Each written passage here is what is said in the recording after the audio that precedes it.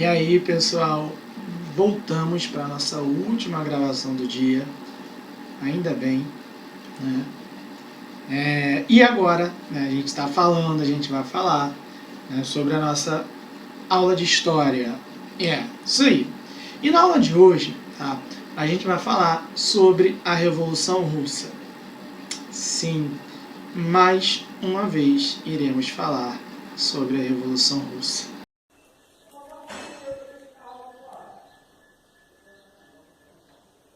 Carlinhos? Mulher, faz a tarefa, faz. Não vai dormir, não. Mas espera, muita calma, gente, muita calma mesmo, porque essa é a nossa última parte, essa é a nossa última aula sobre esse assunto. Aleluia! E pra gente não perder muito tempo, tá bom? A gente não vai perder muito tempo com isso. Aí vamos logo partir pro assunto e aí a gente encerra essa aula de vez. Então, pessoal, no nosso último encontro virtual, a gente terminou falando sobre a Revolução de Outubro de 1917, que teve como um de seus resultados a subida de Vladimir Lenin, líder dos bolcheviques, ao cargo de presidente do Comitê Revolucionário Russo, órgão que passou a controlar a política do país após o dia 25 de outubro de 1917.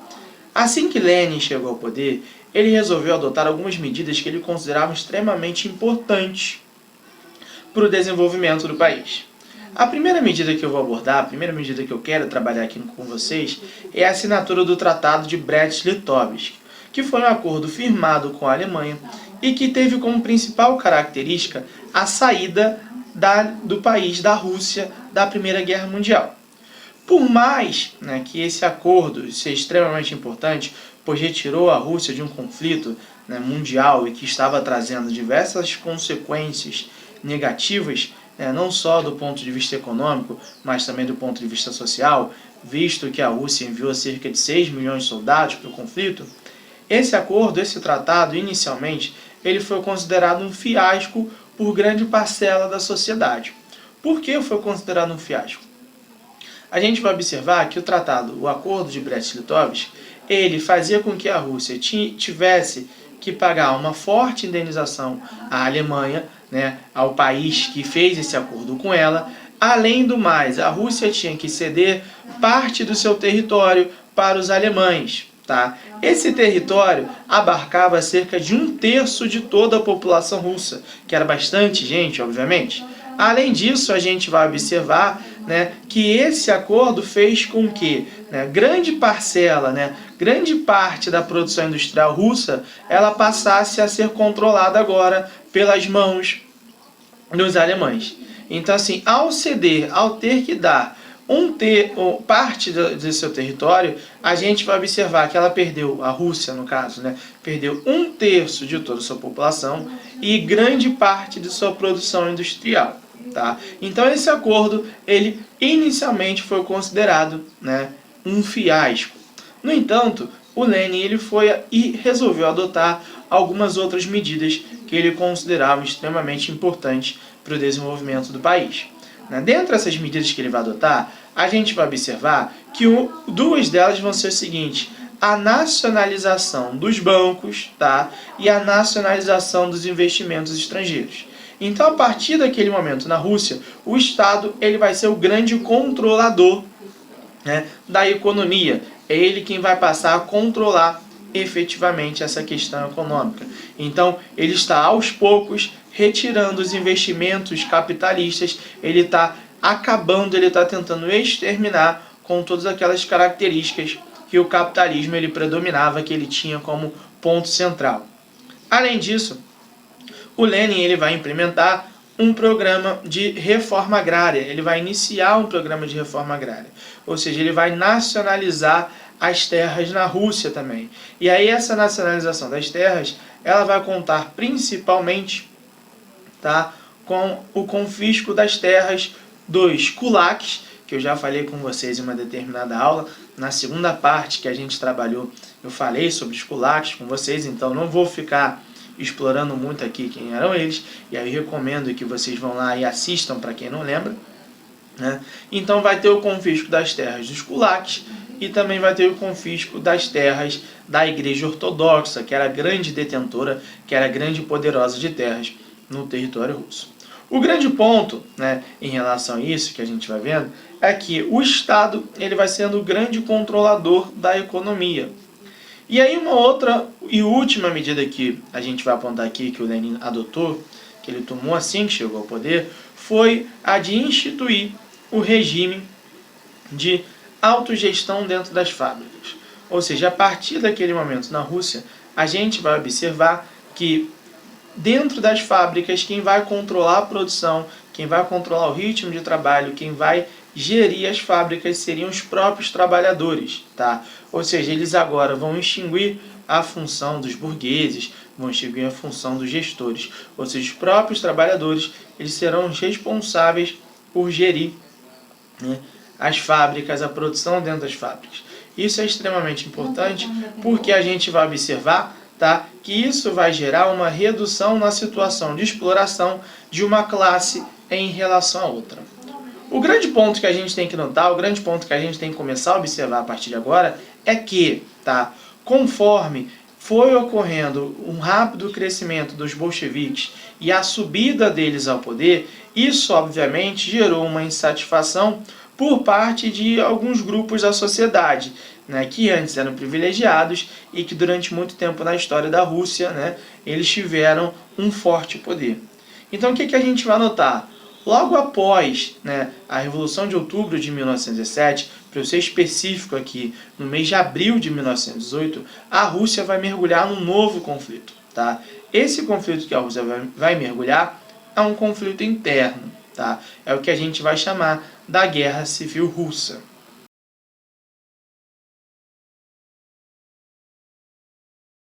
De um lado do conflito estava o Exército Branco, que era composto por mencheviques, czaristas, cadetes, nacionalistas, uma série de grupos, tá, que eram contra-revolucionários e estavam insatisfeitos com a subida de Vladimir Lenin dos bolcheviques ao poder. A gente coloca que eles estavam insatisfeitos principalmente com o fato deles terem perdido poder ou o privilégio que eles detinham antes do dia 25 de outubro de 1917. Eles eram financiados principalmente pelo capital estrangeiro, tá? Por investimentos estrangeiros, que estavam totalmente insatisfeitos com a nacionalização e com a estatização da economia da Rússia, que era cada vez mais crescente durante o governo dos bolcheviques. Já do outro lado da guerra, a gente vai ver a existência do Exército Vermelho, tá? Que era liderado pelo Leon Trotsky, tá? E ele era composto basicamente por membros do Partido Bolchevique e, obviamente, por camponeses e por operários que acabavam se voluntariando para entrar na guerra ao lado do governo, ao lado dos bolcheviques. Assim que o conflito começa, né, o Lenin ele precisa tomar algumas medidas, né, de cunho político, de cunho econômico, extremamente importantes, não só para garantir a vitória dos bolcheviques ao poder, mas também para exterminar e para finalizar o capitalismo no território da Rússia. Então, ele precisa adotar uma série de medidas, né, que são medidas para garantir, né, que o governo não saísse derrotado naquele conflito interno, naquela guerra civil. Ali a gente vai apontar que vai nascer o que a gente chama do comunismo de guerra, tá? Ou seja, o comunismo de guerra ele vai ser caracterizado pela adoção de uma série de medidas que vão ter como objetivo garantir, tá, a vitória do Exército Vermelho em relação ao Exército Branco. Dentro dessas medidas a gente vai observar que todos os setores da economia eles foram estatizados pelo governo do Lenin, todas as leis de mercados foram extintas dentro da Rússia.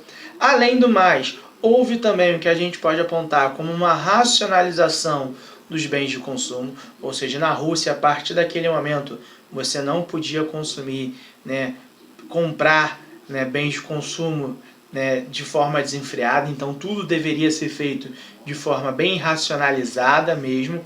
Além do mais, tem uma medida que vai ser extremamente importante, é que a partir desse momento, a partir da instituição, da Constituição de um comunismo de guerra, a gente vai observar que o governo, o Estado russo, ele passou a ser o grande controlador da produção de cereais no país. E ele que, a partir daquele momento, iria distribuir, realizar a distribuição desses bens de consumo pelo país. Então a gente vai observar que é justamente nesse momento que o Lenin ele vai entender que é necessário ter um controle de toda a produção de cereais e o próprio governo, o próprio Estado russo, ser o responsável por fazer essa distribuição. Prioritariamente, inicialmente, o Lenin ele vai distribuir, o Lenin e o seu governo, ele vai distribuir toda a sua produção de cereais, a maior parte da sua produção de cereais, para os soldados, para os militares que estavam lutando na Guerra Civil Russa. Obviamente, ele vai distribuir esses cereais para os soldados do Exército Vermelho. Qual o grande problema disso? Os produtores, os camponeses, eles vão ficar extremamente insatisfeitos com essa distribuição prioritária para os soldados do Exército Vermelho e para os soldados que estão na Guerra Civil. Por isso, como uma forma de retaliação, como uma forma de retaliar o governo, eles vão passar a reduzir toda a produção de cereais. A partir do momento que eles vão reduzir toda a produção de cereais, isso, obviamente, vai gerar algumas consequências que são extremamente negativas para o país como um todo e principalmente para as regiões das cidades que vão começar a vivenciar com a fome. A partir do momento que as cidades elas começam a vivenciar a fome, ter problemas com a fome, isso obviamente vai gerar uma situação, isso vai gerar uma consequência de diversas revoltas por parte da população em relação contra o governo do Lenin, contra o governo bolchevique. A maior delas vai acontecer em 1921, quando trabalhadores, quando militares também, quando a população urbana da Rússia, em algumas cidades da Rússia, elas vão às ruas buscar melhores condições de vida, direitos aos trabalhadores, e muitos vão exigir por parte do Lenin o cumprimento das promessas que ele fez ao subir o poder lá em 1917, em outubro de 1917. O Lenin, obviamente, para tentar evitar que essas manifestações elas se alastrassem para o restante do país e isso gerasse um risco para o seu governo, ele rapidamente vai reprimir as manifestações contrárias ao governo dele. Esse, a gente pode dizer, que era um primeiro recado que o Lenin queria dar ao que a gente considera como os contra-revolucionários no território russo. Então Lenin quis dar um recado, olha só, se vocês continuarem adotando essas práticas, se vocês continuarem adotando essas medidas, a gente vai observar que as consequências elas vão ser extremamente negativas. No entanto, esse não é um dos maiores recados que o Lenin queria dar. A gente vai observar que o maior recado que o Lenin quis dar durante todo esse período de Guerra Civil Russa foi quando ele ordenou que a polícia política do governo dele, que a gente chama de Tcheca, executasse a família dos Romanov.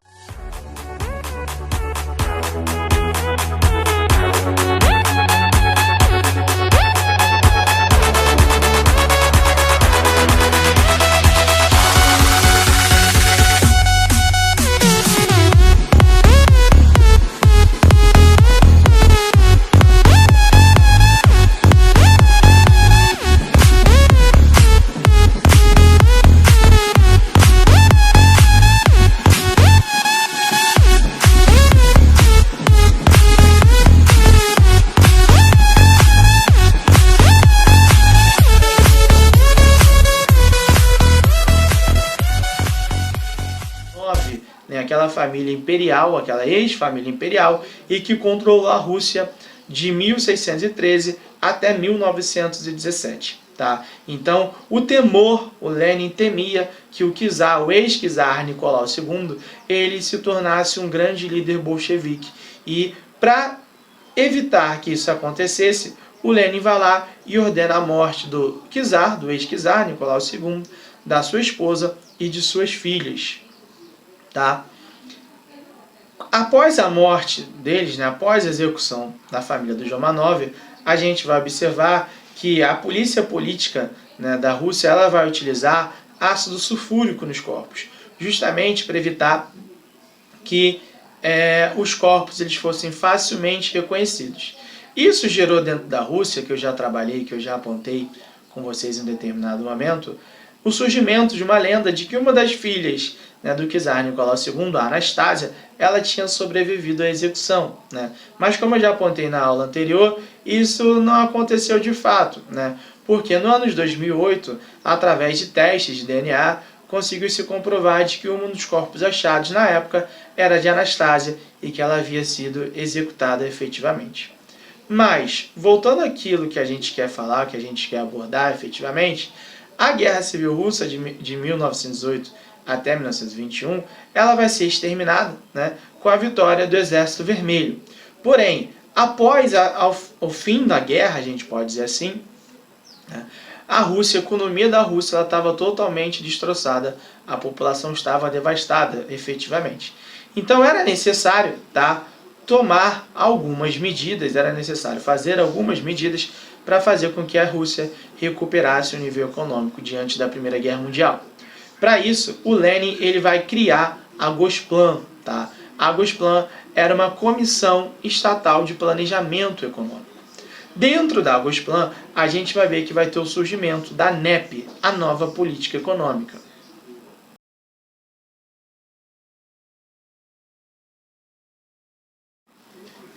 A NEP, a nova política econômica, era um projeto que tinha como grande objetivo fazer com que a Rússia retomasse a níveis econômicos que haviam sido perdidos e que ocorriam antes da Primeira Guerra Mundial.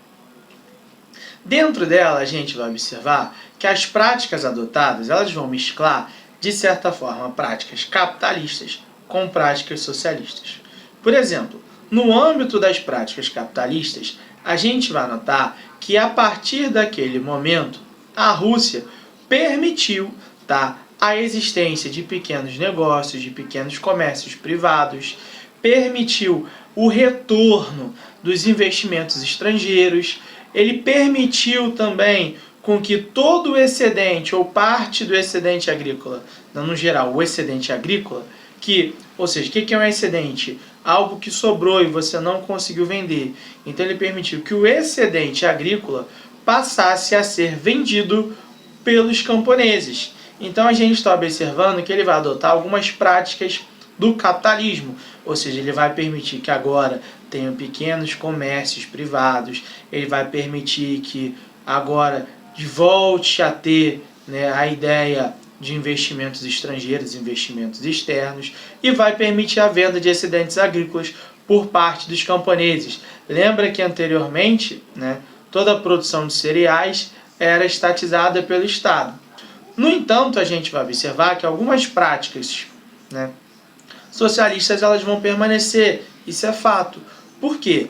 Em setores estratégicos e vitais da economia, o Estado ele vai continuar sendo o grande controlador. Tá? Então ele vai permitir algumas práticas capitalistas, mas na essência, na parte estratégica, na parte vital, o Estado ele vai ser o grande controlador. É o que geralmente a gente coloca, tá? Que a Rússia estava dando um passo atrás para dar 2 passos para frente. Tá? Então eles estavam tentando adotar essas medidas. De fato, a NEP ela vai dar resultados extremamente positivos. A Rússia ela vai começar a atingir alguns resultados semelhantes ao que ocorria, ao que acontecia, né, até o ano de 1914, quando eles entraram na guerra. A NEP, efetivamente, ela vai continuar existindo até o ano de 1928, quando quem já estava no poder era Joseph Stalin. Tá? Naquele ano de 1928, o Stalin e seu governo entenderam que a NEP tinha cumprido seu papel, que tinha cumprido a sua missão e não era mais necessário ela permanecer. Então eles passaram a adotar um modelo econômico, né, sem a interferência do capital externo, sem, né, a adoção de práticas capitalistas em si, e eles começaram a adotar medidas de fato totalmente socialistas, como se entendia, né, já lá no ano de 1917. Agora, a gente pode prosseguir também algumas medidas, né, que vão ocorrer no governo do Lenin pós, né, o fim da Guerra Civil de 1921, né, no caso. Por exemplo, no âmbito político, a gente vai começar a observar que vai ocorrer a existência de um único partido. Tá? Como assim a existência de um único partido? Lembrem que antes a gente falou que existiam diversos partidos na Rússia. A partir, né, do fim da Guerra Civil, só vai existir um único partido. E esse partido é o Partido Comunista. Tá? Todas aquelas lutas políticas que ocorriam entre partidos, agora a gente vai observar que essas lutas vão ocorrer no âmbito interno apenas. Além dessa medida da existência de um único partido, no ano de 1922, para ser mais específico aqui, em dezembro de 1922, o Lenin e o seu governo eles vão começar a elaborar uma nova constituição para a Rússia. Tá? Essa nova constituição ela vai fazer com que a Rússia se unisse, se aliasse, né, se integrasse a outros 5 países e iria formar a União das Repúblicas Socialistas Soviéticas, tá? Que a gente pode chamar de URSS ou simplesmente de União Soviética. Então, a partir de dezembro de 1922, a Rússia deixa de existir, com muitas aspas, tá? Porque ela não vai deixar de existir, ela vai ser um país integrante da União Soviética, junto com outros 5 países. Tá? Então, naquele momento, surgiu a União Soviética, que tinha cerca de 6 países e mais de 100 grupos étnicos, mais de 100 povos dentro da União Soviética. Isso, obviamente, iria configurar a União Soviética como um grande caldeirão, né, étnico e que mais à frente isso poderia gerar alguns problemas. Tá? No entanto, no ano de 1924, em decorrência de uma hemorragia cerebral, tá? O Lenin morre. Isso abre, né, um campo, uma área de disputa pelo poder dentro do Partido Comunista para ver principalmente quem iria controlar, né, o Partido Bolchevique, né, o Partido Bolchevique, o comunista, e, consequentemente, iria ser o próximo governante da Rússia, da União Soviética. Esqueci aqui que eu acabei de falar para vocês. Né? E aí a gente vai observar que os 2 nomes que vão ser os grandes, né, pontos de disputa vai ser Trotsky e o Stalin, que tinham projetos totalmente diferentes para o prosseguimento, né, do socialismo, para o prosseguimento da União Soviética. Dessa vitória a gente vai notar que o grande vitorioso, tá, é o Trotsky. E aí ele vai governar a Rússia até a União Soviética, mais uma vez, não esqueçam o que eu estou esquecendo, gente, União Soviética, tá? Ele vai governar a União Soviética até os anos 50, tá? Quando ele vai morrer, né? E aí, esse papo, o governo do Stalin, né, as coisas que ele vai fazer, é um assunto para uma próxima aula, porque a gente já falou muita coisa em relação à Revolução Russa. Né? Eu vou encerrar essa aula por aqui, senão nenhum de vocês vai aguentar mais a gente falando sobre isso. Tudo bem, gente? Então, finalmente, eu acabo de fazer as gravações por hoje, né? E agora, né, eu vou mandar essas gravações para vocês e vocês estão assistindo isso aí agora. Tá? Então, não deixem de fazer exercícios, tá? Eu vou passar uma série de exercícios para vocês fazerem. Isso vai ser extremamente importante. Façam essas anotações aí, tá? Não esqueçam. E finalmente acabamos as aulas da semana e até a semana que vem, gente. Valeu, abraço para todo mundo. Se cuidem, por favor. Nos vemos em breve. Tchau, tchau, gente.